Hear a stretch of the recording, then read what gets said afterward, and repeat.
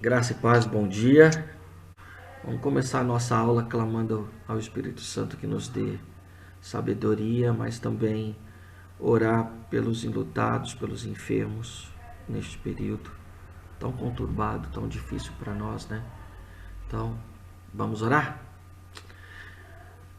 Pai Santo, nós queremos nesta manhã te agradecer pela vida, te agradecer por esta oportunidade de comunhão, de aprendizado. Nós queremos clamar que Teu Espírito Santo venha nos dar um entendimento da Tua palavra, venha clarear, Senhor, as nossas experiências para contigo, de modo que venhamos a crescer na compreensão de como a fé opera em nós e como nós, como Teus filhos e filhos, podemos Te agradar por intermédio dela.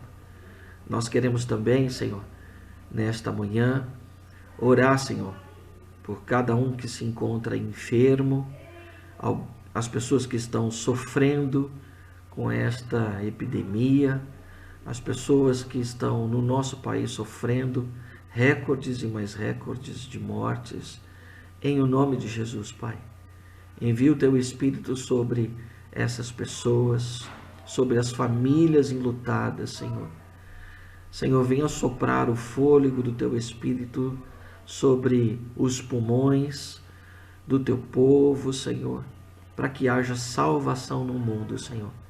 Muito mais do que a cura, e sabemos que Jesus nos deixa sinais, e um dos sinais que Jesus nos deixou é que Ele era como a serpente pendurada no madeiro, exposta no deserto, uma sinalização de cura. Então, Senhor, Tu és a cura do mundo. Nós cremos.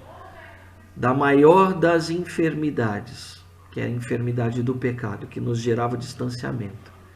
Mas nesta manhã nós queremos clamar que a revelação dos Teus filhos venha sobre toda a criação, de modo que a salvação se estabeleça sobre a terra, para a glória do Teu nome, assim que nós oramos hoje e sempre. Amém, Jesus. Amém. Amém. Amém, gente. Amém.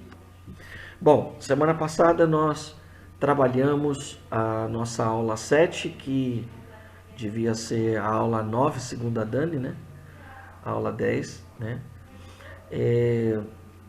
E nós falamos sobre uma fé morta. Essa semana nós usamos como texto base o texto de Tiago e uma referência que Tiago faz com relação a Abraão ter sido justificado pelas obras, enquanto Paulo, lá no livro de Romanos, ele faz menção sobre a justificação pela fé que Abraão alcança, né?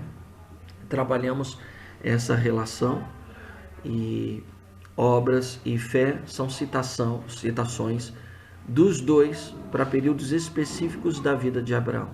Um está se lembrando, recorrendo à promessa: bendito será então as famílias da terra, serão as famílias da terra, e quão numerosa seria a descendência de Abraão.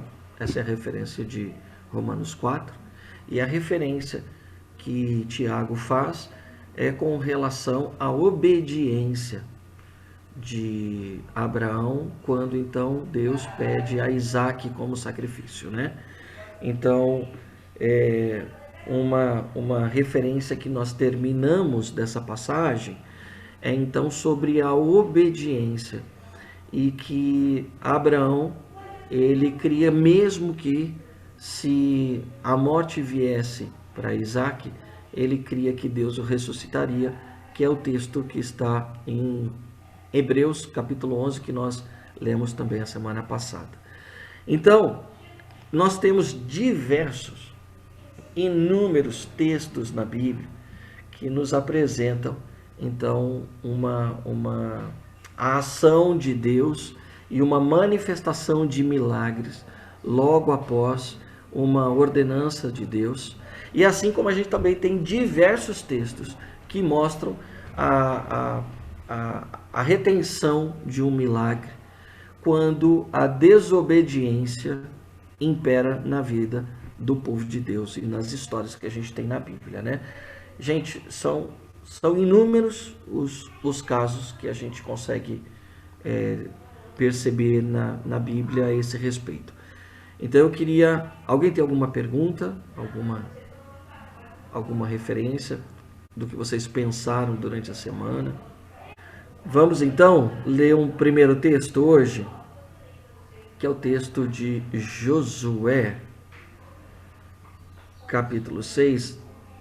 Eu estou fazendo referência de alguns textos, que são textos que o Reinhard nos apresenta, e aí eu vou dando umas pinceladas a mais.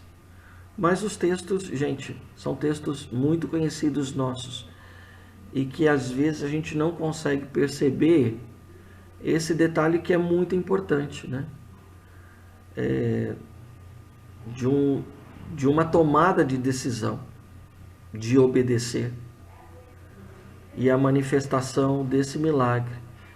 A postura de Josué nesse texto muito conhecido nosso, né? É muito interessante, né? Porque quando eu me coloco diante do texto e crio essa referência, se fosse comigo, como seria meu pai? Como eu ia questionar, ia falar, mas por quê? Como é que é assim? E aí, uma coisa que eu fiquei pensando, será que a gente não deixa de viver alguns milagres e algumas experiências de fé por conta da nossa forma cartesiana, né, lógica, de ver a vida e ver as coisas de Deus, né? Então, capítulo 6 do livro de Josué, verso 1, diz assim: Ora, Jericó estava rigorosamente fechada por causa dos filhos de Israel. Ninguém saía nem entrava, estava em lockdown lá. Então disse o Senhor a Josué: Olha, tenho dado na tua mão a Jericó, ao seu rei e aos seus homens valorosos. Vós, pois, todos os homens de guerra, rodeareis a cidade, cercando-a uma vez, assim fareis por 6 dias. E 7 sacerdotes levarão 7 buzinas de chifre de carneiros adiante da arca. E no 7º dia rodeareis a cidade 7 vezes, e os sacerdotes tocarão as buzinas. E será que, tocando-se prolongadamente a buzina de carneiro, ouvindo vós o seu sonido, todo o povo gritará com grande brado, e o muro da cidade cairá abaixo, e o povo subirá por ele, cada um em frente. Josué, de 1 a 5. Então, Deus ele dá uma ordem para Josué, então, circular a muralha por 7 dias, né?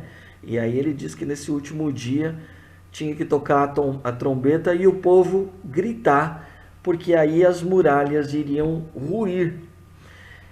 E aí, você faria isso? Vamos lá, você faria isso? Ah, eu faria. Agora, lendo o texto, lendo o texto fica fácil, né? Sabe por quê, pastor? Porque às vezes a gente dá orientações muito mais simples e às vezes a gente não faz.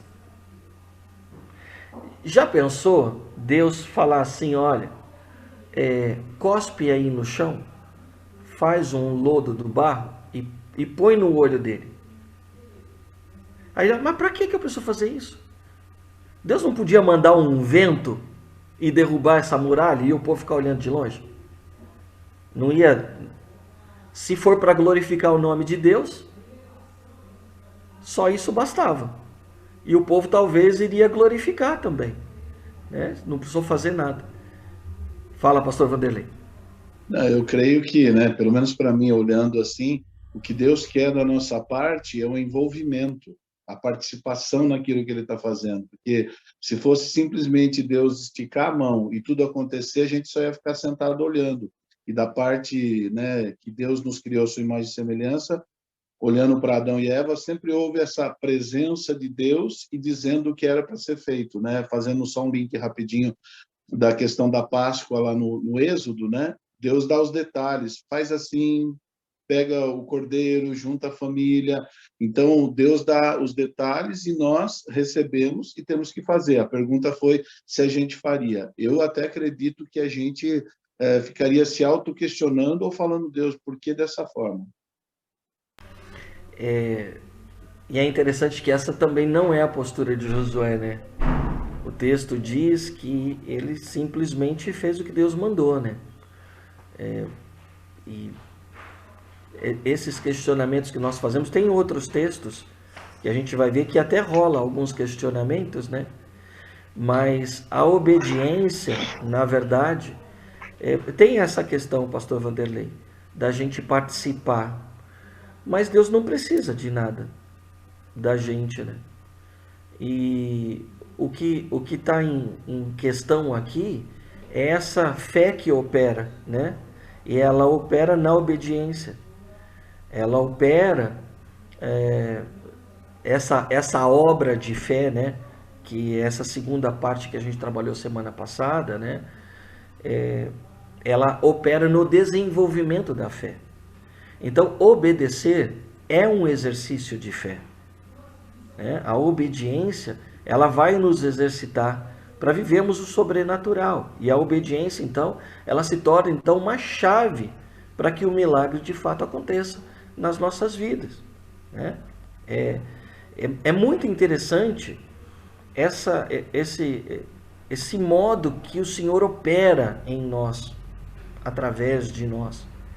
É muito presente isso na Bíblia. Se vocês lerem todas as histórias de milagres que a gente tem na Bíblia, vocês vão perceber essa ação presente, né? De uma ordem, e aí o Senhor vai lá e, às vezes, enquanto nem aconteceu, só o fato da pessoa ter assimilado, o milagre já acontece. A gente vai ver um texto que ele trabalha muito claramente isso, né? Então, o porquê, Senhor, tem que fazer isso? Esse porquê é algo que vira e mexe, eu também questiono. Quando eu recebo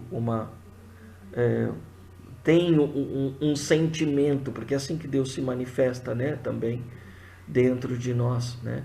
Numa impressão, né? Ele se manifesta numa intuição. Louvado seja Deus pelas vezes que ele se manifesta audivelmente, né? Então aí não dá nem para a gente questionar mesmo, né? Porque a gente treme, né? Então, poxa, Deus falou. E aí em volta, as pessoas podem dizer o contrário, mas eu vou obedecer.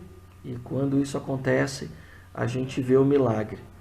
Então, para a gente apresentar a Deus a nossa total rendição, obediência, eu creio que ele opera dessa maneira, tá? E é a obediência então que vai liberar o milagre. E de fato a gente poderia passar aqui o dia todo citando textos de Gênesis até as cartas de João para as igrejas do Apocalipse, que a gente ia encontrar menções de obediência e orientações de obediência, e também momentos em que o Senhor nos adverte pela desobediência. E tantos outros exemplos do povo não receber um milagre ou não ver uma promessa por conta da desobediência também, tá? Então vamos pegar mais um texto aí. Um texto bem conhecido nosso, primeiro livro dos Reis, capítulo 17, de 7 a 16. Por que é conhecido? Domingo passado. Pastora Laura leu o texto, né? Então, a gente tem o texto lá de Elias. Acho que a gente não precisa ler ele todo, né? E Elias, ele está vivendo aquele momento, é alimentado pelo corvo, a água do ribeiro está seco, porque ele foi inclusive um instrumento de Deus para profetizar esse tempo de sequidão.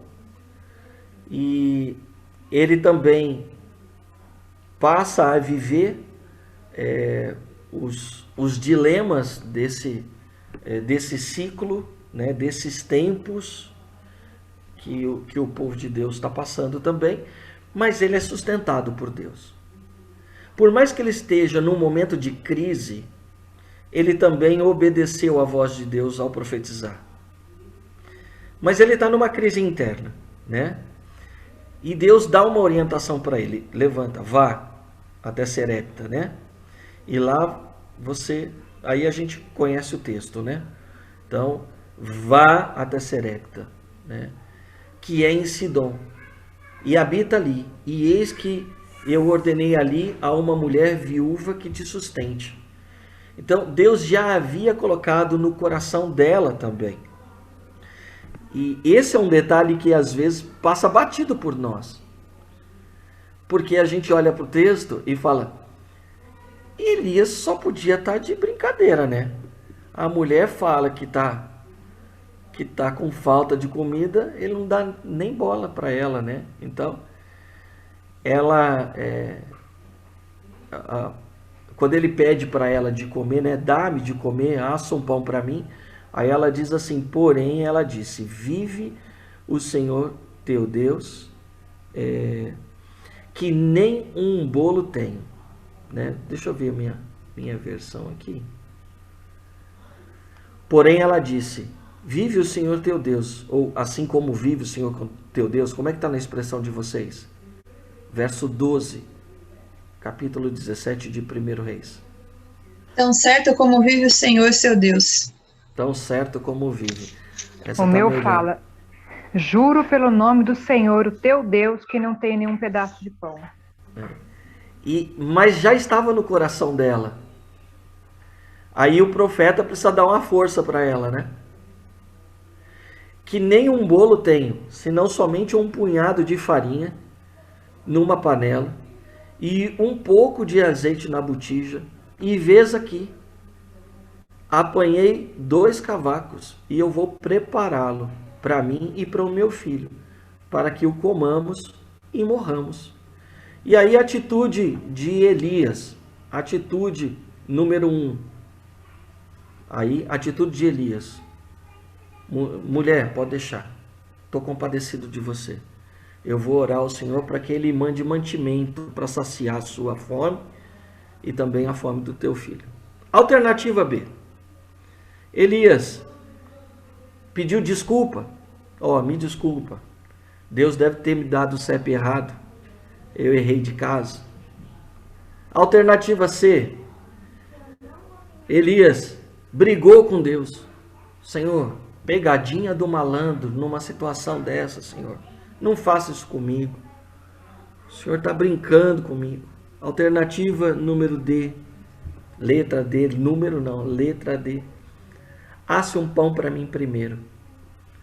Porque, gente, numa situação dessa e numa declaração dessa, é para mover o coração de qualquer profeta, né? Que conhece como Deus opera. Talvez ele não tenha certo, ou alternativa B, né? Ele sabe que assim como Deus o tem sustentado porque ele obedeceu, Deus também irá vir com provisão sobre ela porque ela obedeceu. E a obediência aqui é um ensinamento que talvez ele esteja ensinando para ela. E quando ela obedece a orientação, que na verdade ela não está entendendo dentro dela, e o profeta vem reforçar, né? Talvez uma inspiração que ela tinha, mas a preocupação do que seria o amanhã, né? A impedia de dar um passo de fé, vamos chamar assim, tá bom? Aí entra o profeta e a ajuda nessa situação, né? Então, Deus ele faz isso comigo por diversas vezes, e algumas situações eu já conversei com vocês também e já dei para vocês algumas alguns dos meus testemunhos, né?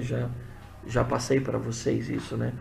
Por exemplo, uma história que eu já passei para me desfazer de bens, por exemplo, né?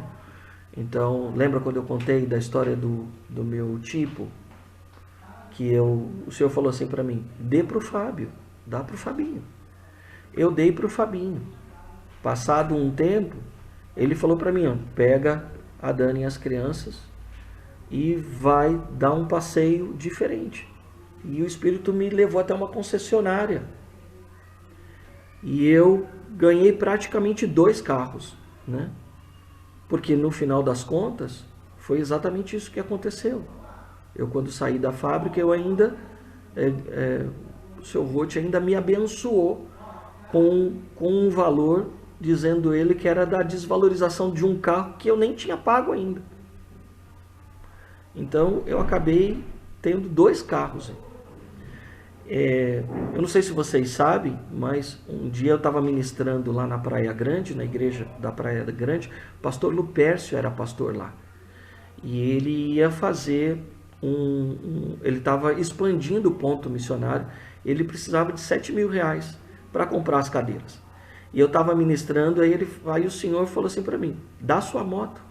Eu falei, como que eu vou dar minha moto, senhor? Olha o porquê aí. Né? Eu falei, como que eu vou dar minha moto, senhor? Eu uso minha moto para trabalhar. Questionei Deus. Ministrei o louvor assim em pecado. E o Espírito falando, e eu no meio da palavra, entrei na palavra, no meio da palavra, constrangido. Aí eu falei, pastor Lupércio, eu não vou conseguir continuar, então, se eu não disser. Desde quando o senhor fez o apelo sobre as cadeiras, minha moto ela vale R$7.500, o senhor precisa de 7.000, né? Então, eu tenho uma moto, uma Tornado, e o senhor está mandando eu dar a moto para vocês, é só vocês irem buscar a moto. Eu já contei essa história para vocês. Obedeci, ele foi lá, pegou a moto. Cheguei na fábrica e nessa época eu trabalhava com o Matias, o filho do seu Roth. Aí ele falou, você veio de carro hoje? Eu falei assim, eu tô morando aqui na granja e tal. E aí contei para ele a história, né? Ele falou, mas você deu a moto? Eu falei, dei. Deus mandou, Matias, é assim. Aí passou umas horas, aí ele me chamou na sala dele depois. Falei, Edu, eu sei que você gosta de moto e tal, eu sei. Vai lá na concessionária e compra uma moto. Eu vou pagar. Aí ele me deu, e eu tinha a Teneré, que quando eu cheguei aqui, me deu uma Teneré zerinha, né? E quando eu cheguei aqui em São Roque, eu tinha a Teneré, né? Uma outra experiência que eu já contei para vocês, lembra da história da oferta que eu dei para aquele casal de jovens, que eu estava trabalhando no CNA na época, era uma época de Natal, eles passaram com o bebê indo para o cartório, e o Espírito falou assim, dá o que você tem, mas eu tirei da conta da Dani, do cheque especial, a Dani vai me matar, né? E aí dei o dinheiro, a Dani me matou, e Deus veio com a provisão depois. Depositou na conta dela, tome. Então, gente, assim, eu tenho tantos testemunhos nesse sentido, sabe? De não ter dinheiro para fazer compra, e no meio da compra, o Senhor falar, você vai levar para pastor tal, você vai levar para tal pessoa, e o Senhor me deu a provisão depois. Quantas e quantas e quantas e quantas histórias eu tenho, e talvez vocês tenham também.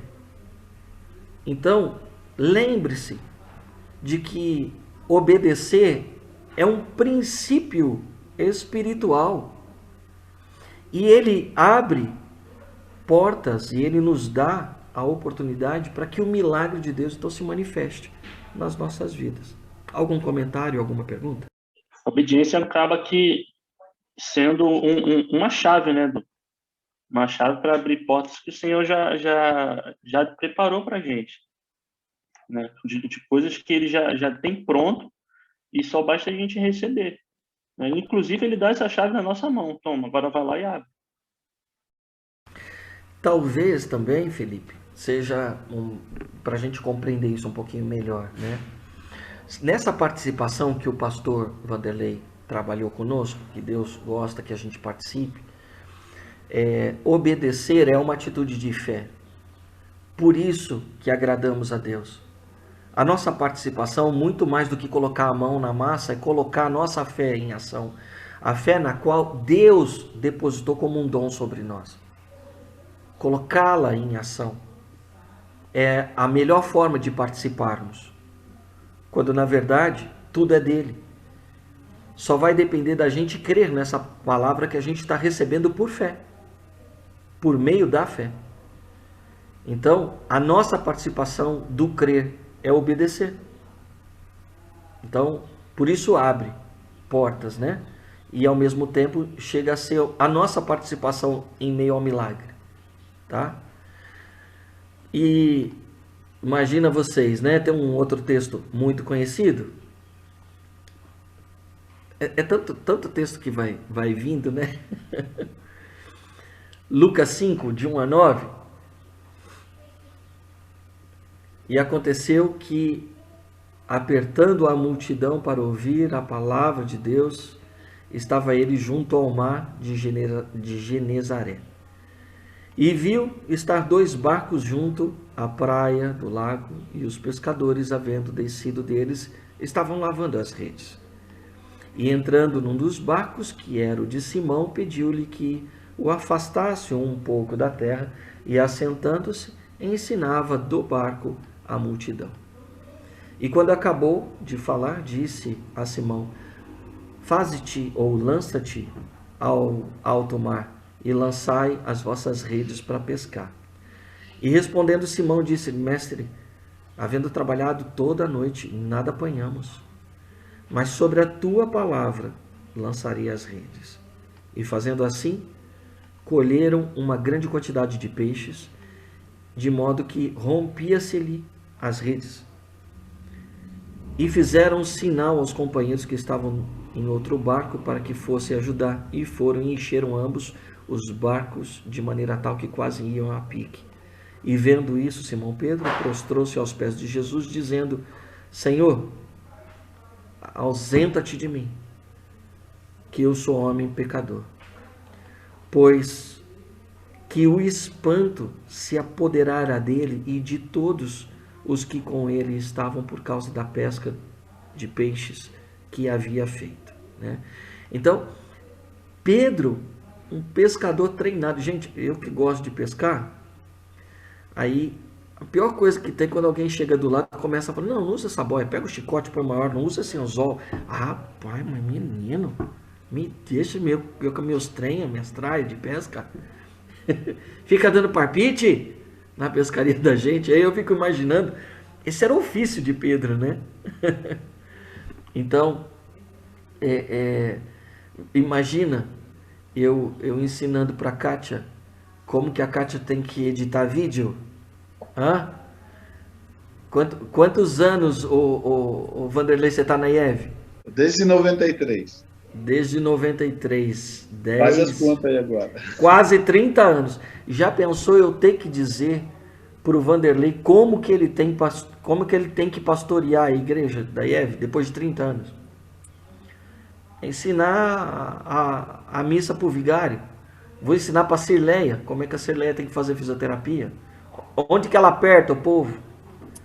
Vou ensinar para o Stanley o ofício de eletricista. Quantos anos? Para o Guarinha, como é que ele tem que passar a massa lá no carro, como é que ele tem que usar o revólver. Tá fora de cogitação, é um negócio meio estranho, né? Então, Jesus, ele era pescador? O que Jesus era? Carpinteiro. Carpinteiro. Ainda mais falar com Pedro, né? Pra ficar calminho, né? O Pedro fica calminho aqui nessa hora, né? Mas senhor, fica sem jeito. Eu acho que ele estava impactado com a palavra também, né? Já ficou impactado com a palavra que recebeu, porque ele também está recebendo a palavra ali, né? E aí, eu fico imaginando, né? Um pescador frustrado, ouvindo de um carpinteiro. Nem sei se ele sabia, embora o texto bíblico diz que Jesus era conhecido, né, e as pessoas sabiam que ele era filho de José, né, o carpinteiro, né? Então eu fico imaginando ele frustrado da noite toda, sem ter o que levar para casa, sem ter o que vender. E como é que eu vou levar o pão de cada dia lá para casa numa situação dessa? E eu ter que ouvir de um carpinteiro que eu vou ter que pescar agora, se eu passar a noite toda, o melhor horário para se pescar. E eu vou ter que agora fazer isso. Talvez assim, pode ter passado essas dúvidas e passou, né? Ele faz, deixa eu dar uma informação para ele. Senhor, eu passei a noite toda pescando. Mas segundo a tua palavra, eu vou me permitir viver essa experiência, mais ou menos assim, né? Eu vou obedecer. E aí, quando ele obedece, ele vê o milagre acontecer. E o milagre é tão grande que é um milagre que ele se torna um milagre comunitário. Ele se torna um milagre que ele pode partilhar, né? Então, à medida que ele obedece, então ele volta para o barco, para a água, as redes então se enchem. Uma noite toda de insucessos, né? Agora pela manhã, e segundo a orientação de Jesus, ele passa a experimentar esse milagre, então, né? Então, se ele tivesse mantido teimoso, ele tinha voltado para casa de mão vazia e talvez com esperança do próximo dia. Então, a esperança, se ela não está firmada na fé, está firmada em nós, não é certeza de realização. Jesus aqui fundamentou a esperança dele na fé, na sua palavra. E aí o milagre foi imediato. Lembra quando a gente trabalhou Hebreus 11? Né? Sua esperança não pode estar firmada naquilo que você acha, nos seus pensamentos, naquilo que as pessoas dizem. Mas a sua esperança precisa estar fundamentada na fé, né? Na palavra de Deus. Amém? Mais alguém? O Dom, me permite uma observação. Desculpa. Pode ir lá, Cirleia. Peraí que eu já passo para o pastor. Diga, Cirleia. Não, é que eu fiquei pensando, porque ele fala que empurre um pouco, né, o barco, um pouco. Então, quando você vai buscar os peixes, você não fica assim, pertinho da praia, né? Você vai para o profundo, né? E se era um pouco a chance de ter peixe ali, acho que por isso que o Pedro ficou ainda mais extasiado, eu diria, né? No raso do peixe. Então, assim, é um super milagre para ele. Tem uma sacada na série The Chosen, que é uma sacada. E esses caras são fantásticos. Eu tiro o chapéu para eles, né? E vai começar a segunda temporada aí, por esses dias aí, né? E ele tem uma sacada, Celé, que eles vão pro fundo, porque eles fogem da vista dos cobradores de impostos e das guardas que ficam ali de espreita para poder pegar o imposto do trabalho deles, né? Então, Jesus não manda ele para o mesmo lugar de onde ele estava, era só um pouquinho mais para frente mesmo, né? Então, você não tem que temer. Então, aquela história, dá a César o que é de César, né? Deus sempre vai nos honrar, mesmo diante das injustiças da vida, né? O Senhor sempre vai nos honrar, de modo de que a gente honre com os nossos compromissos e honre o nome de Deus também, e experimente os milagres, né? Então, a gente, nesse tempo de declaração de imposto de renda, a gente não precisa sonegar nada. Deus nos dá o suficiente para a gente sobreviver, né? Então, a obediência nesse sentido também, né? Pastor Vanderlei, depois eu te dou, Dário. Não, eu estava, né, observando o texto anterior lá de Reis, e agora duas expressões, né? Elias falando com a mulher, ele disse, não temas, e aí Jesus, depois daquilo que dá ordem para Pedro, e Pedro faz, ele diz, não temas, doravante serás, né, pescador de homem. Então, acredito eu, né, que na questão fé, a gente não pode temer, mas simplesmente crer naquilo que Deus já nos deu, naquilo que Ele tem mostrado e seguir, né? Com relação à mulher, ela teve toda a provisão até que a chuva voltasse novamente, né, sobre a terra. Então, na questão Pedro, a gente sabe que ele seguiu mediante aquilo que Jesus lhe falou. Para mim, né, ou para nós, realmente é não temer, receber a palavra e caminhar, né, segundo aquilo que Deus tem nos dito. Me permita, pastor Vanderlei. Sim. Imagina assim também, né? Talvez o Senhor reconhecendo a nossa pequenez e o nosso exercício de fé, Ele compreendendo que o temor da incerteza, porque a gente está saindo de cena, é normal a gente ter medo diante dessas situações de fé. Por isso que ele é um exercício, e ao passo que a gente vai vivendo por fé, a gente vai vivendo a experiência do Deus que é galardoador daqueles que o buscam. No verso 6 de Hebreus 11. Viver por fé se torna conhecedor cada vez mais de quem é o nosso Deus, né? Porque quando eu o reconheço, e o verso 6 de Hebreus 11 diz isso, né? Quando eu reconheço, né, eu vivo a experiência do Deus galardoador. Neste começo de caminhada, é normal que tenhamos medo. É normal que a gente tenha um pouco de receio, né? O Senhor nos compreende. O que não dá é a gente não fazer, né? Então, que o Senhor nos renove em fé e nos dê também força para a tomada de decisão. Nos ajude, né? Que é o que John Wesley fala dessa sinergia que há entre nós e a ação do Espírito, né? Dário?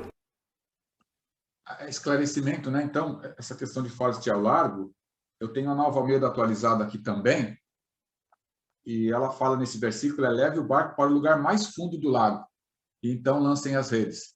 Então, não era pertinho, não, era para o lugar mais fundo do lago, tá? Que eles conheciam ali. E com relação a se Jesus, Pedro conhecia... O lugar mais fundo do lago, Dário, seriam tanto quanto... porque não se via a margem do outro lado. E aí ficaria longe demais da margem. Então, assim, vou fazer uma exegese para trazer para vocês depois. Talvez não seja o mesmo lugar por onde eles iam, né? Mas eu acho que a gente pode fazer uma exegese depois sobre isso. O milagre tinha que ser algo visual para as pessoas, né? E os outros barcos, eles estavam longe e eles vêm até ele. Então, o que talvez nos dê pistas de que ele não estava no mesmo lugar. Ele estava mais próximo da margem do que a gente pode pensar. E quanto a ser conhecido, esse texto da pesca maravilhosa, ele só aparece no Evangelho de Lucas, nos outros não, né? Nos sinóticos não. E se está em ordem cronológica ou não, mas Jesus já conhecia Pedro, porque na leitura anterior ele tinha estado na casa de Pedro, curado sua sogra, e realizado outras curas na cidade também. O texto não fica em ordem. Dificilmente a gente vai ter os textos em ordem, principalmente quando você pega um estudo geográfico, você vai ver discípulos de um dia para o outro andando 200 quilômetros, 400 quilômetros, né? Então, o texto, na verdade, ele tem uma intenção de enviar para a comunidade o ensinamento para que eles prossigam em meio às dificuldades que eles estão passando, né? Então, essa não é nem a preocupação dos escritores, tá? Então, a cronologia dos fatos, elas podem ser um pouco diferentes. Quando eu fiz menção sobre conhecer ou não, eu fiz menção não de conhecer Jesus, mas do conhecimento da sua profissão, tá bom? Então vamos lá. Outro texto, Lucas 17, versos de 11 a 19. E esse é o texto que a gente conhece também dos 10 leprosos. E aconteceu que, indo ele a Jerusalém, passou pelo meio da Samaria e da Galileia. E entrando numa certa aldeia, saíram-lhe ao encontro 10 homens leprosos, os quais pararam de longe e levantaram a voz dizendo: Jesus, mestre, tem misericórdia de nós. E ele, vendo-os, disse-lhes: ide e mostrai-vos aos sacerdotes. Então, Jesus, vendo-os, Jesus não foi até eles, né? Jesus, ele deu uma ordem. Lembrando aqui que essa ordem que Jesus dá é uma ordem que está em Levíticos, capítulo 14. O capítulo 13 é como se procederia com os leprosos. O capítulo 14 é quando um leproso é curado, o que ele tem que fazer? Ele tem que se apresentar ao sacerdote, né? E aí, quando ele se apresenta, eles ouvem Jesus, né? Então, ele vendo, disse-lhes: ide mostrar aos sacerdotes. E acontecendo que, indo eles não foram limpos. Eles não foram limpos e, porque estavam limpos, foram se apresentar ao sacerdote.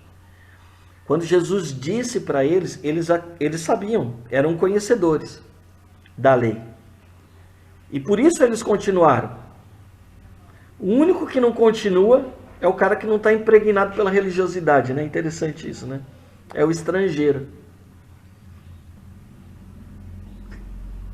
Vamos olhar o texto, ó. Verso número 15. E um deles, vendo que estava são, voltou, glorificando a Deus em alta voz. E caiu aos seus pés, com o rosto em terra, dando-lhe graças, e este era samaritano. E respondeu Jesus: não foram 10 os limpos? E onde estão os 9? Não houve quem voltasse para dar glória a Deus, senão este estrangeiro. E disse-lhe: levanta-te e vai, a tua fé te salvou. Então, a obediência liberou o milagre, né? Então, quando eles ouviram a ordem de Jesus, eles simplesmente foram. Eles poderiam ter questionado: peraí, a gente só pode ir quando a gente for curado. O Senhor cura a gente quando a gente for curado. O Senhor cura a gente e aí a gente se apresenta para o sacerdote. Mas não. Jesus deu uma ordem, eles foram. E enquanto eles obedeceram, o milagre aconteceu, né? Então, talvez a gente se pergunte por que as coisas têm que ter assim, tem que ser assim. Para a gente aprender a importância das leis espirituais, gente. Alguma pergunta? Parecia até que Jesus estava falando: isso não é comigo não, vai lá mostrar para o sacerdote, né? Para ver o que dá uma impressão assim também, né? Vá até eles e o que eles conseguirem fazer, ok, senão tá tudo certo mesmo. Mas a lei, Cirleia, era de um distanciamento, né? E Jesus obedece à lei. Jesus nem vai, mas Jesus libera a cura. E aí quando ele libera, mas diante, ou seja, entre a palavra liberada e ele receber, tem uma coisinha ali chamada obediência. Ao obedecer, a cura foi ministrada sobre eles, né? Então o Senhor ministrou a cura sobre eles, foram sãos. O sacerdote, ele não podia receber o cara leproso. Tanto é que ele tinha todo um ritual para saber se o cara estava curado mesmo. Mas não dependia do sacerdote. O sacerdote, lá no capítulo 14, fica claro, ele só constata se o milagre aconteceu ou não. Então, ele não é o propagador do milagre, ele não tem essa conotação no Antigo Testamento, né? Ele é aquele que faz a apresentação do povo diante de Deus. Ele é o representante só. Né? Faz uma inspeção, vê se está ok. Isso. Por quê? Tem 2 milagres aqui. Tem o milagre da cura, mas tem o milagre da devolução de uma vida social. Então a vida social desses caras voltou, porque esses caras ficavam num lugar distante, remoto, num lugar onde eles não podiam ter contato, porque era muito transmissível nessa época aí, né? Então, Jesus devolve a vida social para eles. Por isso que voltar ao sacerdote, apresentar-se ao sacerdote, é o sacerdote dizer para eles, vocês podem conviver, vocês podem ter a vida religiosa de volta para vocês, né? Então, voltar à religiosidade nunca, voltar à liberdade da nova aliança sempre. Amém? Ai, ai. Um outro exemplo, Marcos 14, 28, 29, quando Jesus ele está no meio da tempestade. Então Jesus ele não mudou a superfície das águas para Pedro pisar nelas, né? Então olha o que Pedro diz no verso 28, né? Senhor, se és tu, manda-me. Quando alguém manda, eu obedeço. Manda-me ir ter contigo por cima das águas. E ele disse, vem. Então, diante da ordem, vem. Ele obedece. E Pedro, descendo do barco, andou sobre as águas para ir ter com Jesus, né? Então, Jesus não mudou a superfície da água. Jesus ele não parou o vento. Jesus não parou as ondas, né? Tudo isso continuou. Tanto é que foi isso que fez ele titubear. E o milagre de andar sobre as águas acontece mediante a uma obediência também de Pedro, né? E se a gente falar de 2º livro dos Reis, capítulo 5, sobre Naamã. Lembra do texto de Naamã? Que ele foi ter com Eliseu, e aí Eliseu o ouve, aí lá no verso 10 ele dá a ordem para ele ir se banhar. Ele fica muito bravo, né? Não vê lógica nisso. O cara não vê lógica. Quem está aberto no texto aí? Tem 2º Reis, capítulo 5, verso 12. Leia para mim verso 12 e 13. Por acaso não são Abana e Farfar, rios de Damasco, melhores do que todas as águas de Israel? Será que eu não poderia me lavar neles e ficar limpo? Deu meia volta e foi embora muito irritado. Então seus oficiais se aproximaram e lhe disseram, meu pai, se o profeta tivesse dito alguma coisa difícil, por acaso o senhor não faria? Muito mais agora que ele apenas disse, lave-se e você ficará limpo. Aí, imagina só, né? O cara fica brabo, rapaz. E ele não tem a cura. A cura só vem sobre ele quando ele obedece. Vai lá e faz um negócio completamente sem lógica. Mergulha lá, ele não dá 7 pulinhos na onda, mas então os mergulha. E aí ele tem a experiência, né? O primeiro milagre de Jesus, qual foi? As bodas.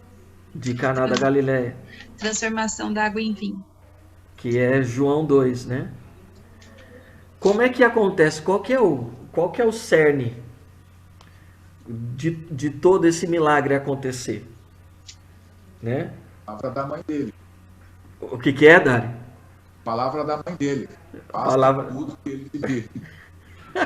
Que ele vos ordenar, né? Faça tudo que ele vos ordenar.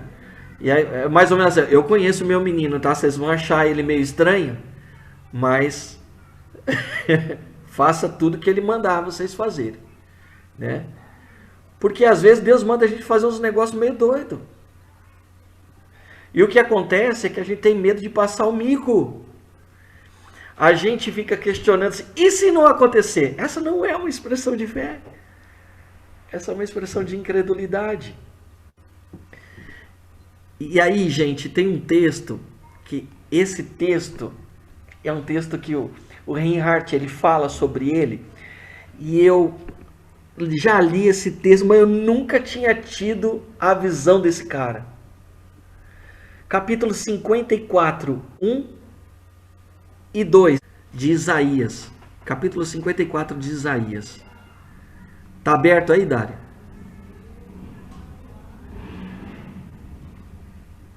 Leia para mim verso 1 e 2. Canta alegremente, ó estéril, que não deste à luz. Exulta com alegre canto e exclama: tu que não tiveste dores de parto, porque mais são os filhos da mulher solitária do que os filhos da casada, diz o Senhor. Alarga o espaço da tua tenda, estenda-se o todo da tua habitação, não impeça. Alonga as tuas cordas e firma bem as tuas estacas. Olha o que ele está ensinando aí.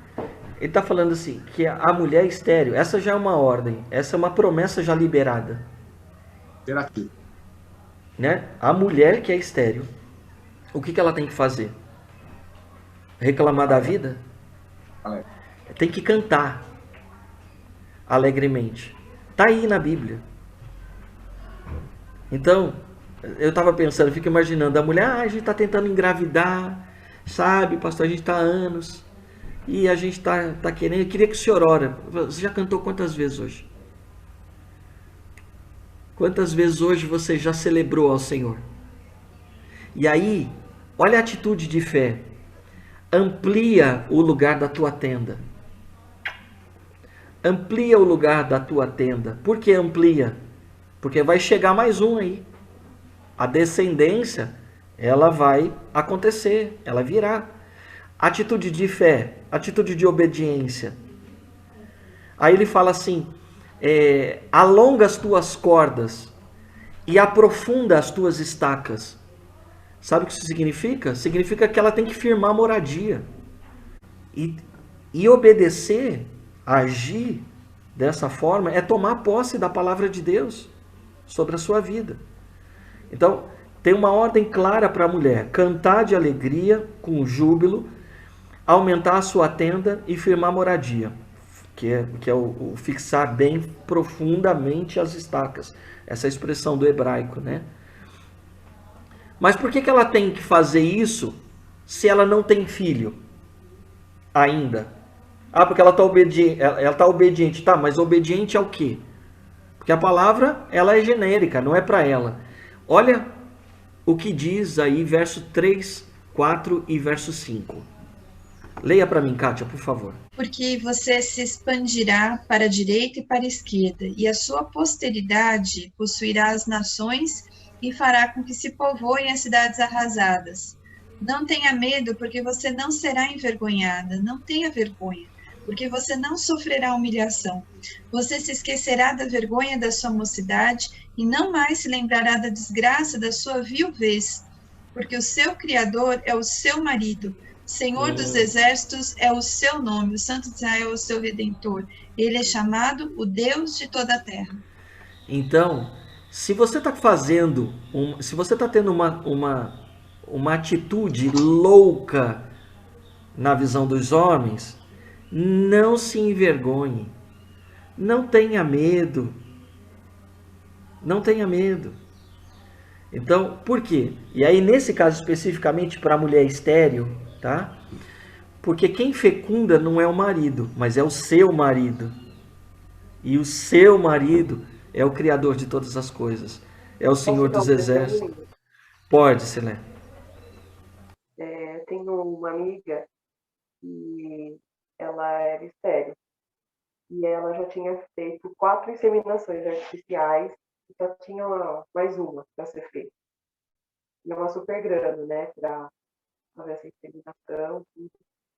E eu estava estudando ainda, ela era minha colega de sala, e ela me levou uma vez até o metrô, e ela não é evangélica, eu estava com uma amiga que é evangélica, e nós fomos descer do carro, e coloquei o pé para fora, eu sabia da história dela, né, uma amiga íntima, assim, e Deus falou assim: volta, você vai pôr a mão sobre a barriga dela e vai orar, e vou dar o filho. Aí eu cheguei a fechar a porta do carro para sair, assim, deixei. Daí eu falei: vou ter que entrar de novo, Débora. Daí ela: por quê? Daí eu falei: porque eu preciso orar por você. E daí a minha outra amiga, a Vanessa, falou: eu falei: aí você também. Daí a gente pôs as mãos sobre a barriga dela e ela sorriu, assim, desconfiada. E eu falei, Senhor, pensei comigo, é o teu nome, por favor, né? Cumpra, né, o teu querer. E orei. E o que aconteceu foi que ela fez a última inseminação, depois de alguns meses. Ela ficou quase 9 meses internada para não perder essa criança. E eu orando, clamando a Deus. A menina hoje tem 5 anos. E é a alegria da vida dela e do marido. Amém, é isso aí. A obediência gera milagre, né? Mas eu confesso, né, que eu fiquei assim, é mesmo? Será? 9 meses, mas eu já hospitalizada. E o médico falava, não vai aguentar, não vai aguentar. E eu falava, vai aguentar, Senhor, vai aguentar, né? Então, assim, gera uma expectativa tremenda, assim, da nossa parte mesmo. Bem-vinda ao time. Mas uma coisa que a gente precisa entender é que a gente não pode passar a nossa vida toda duvidando, né? Porque todas essas experiências no começo, elas são importantes para a gente desenvolver a fé até o ponto em que a gente olha lá para Atos dos Apóstolos e vê os discípulos que se acovardavam, que tinham medo, que tinham receio, que tinham dúvida. Hoje, a sombra desses caras cura. Esses caras olham pessoas, estendem as mãos e ministram a cura, né? A postura deles e a fé deles, ela cresce numa proporção que é fantástica. E se foi possível com homens e mulheres que são como nós, também é possível com a gente. Então, Senhor, que venham outras experiências, estou aberto. Quero ver o sobrenatural acontecer, porque eu creio que o sobrenatural de Deus sinaliza seu reino, sinaliza o seu poder entre os povos. E olha, gente, na nossa geração não tem oportunidade melhor para vivenciar do que isso. Esse tempo que a gente tem passado, né? Então, esse tempo é um tempo muito oportuno para Deus manifestar-se por intermédio da gente, dos seus filhos. Amém? Então aqui, encerrando, gente. Encerrando. A fé pisa fora do barco. Ela promove o impossível porque é promessa de Deus. E se Deus prometeu que vai usar a sua vida de qualquer ou de qualquer maneira, assim, pode ser, se ele vai transformar, trazer algo, um milagre, se ele vai colocar você num ministério específico, creia nisso, coloca a tua fé em ação e comece a caminhar em obediência e pedir para que Deus te prepare e te dê astúcia mesmo, intrepidez mesmo, para você se mover no sobrenatural. Isso vai acontecer. Obedecer. Como é que é? Eu tava cantarolando, né?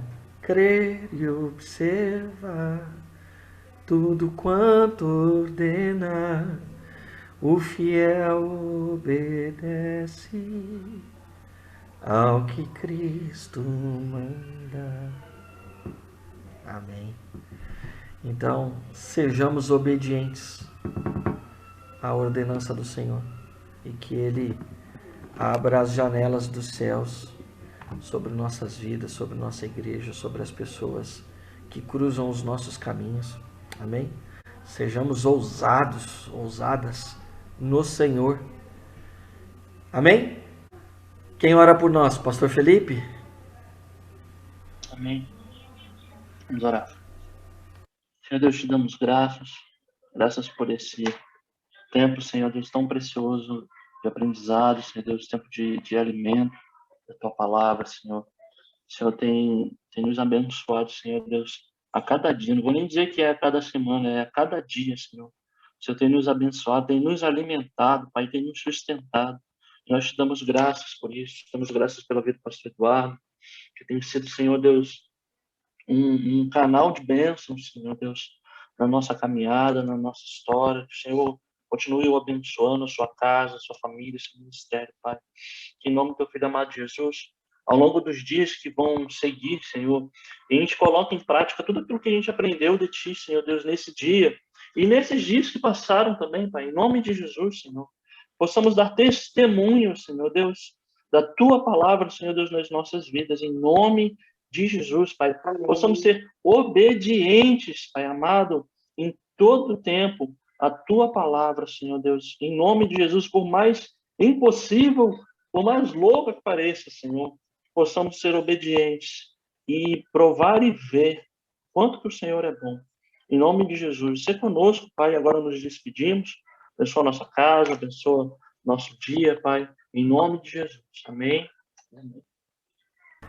Amém, gente. Amém.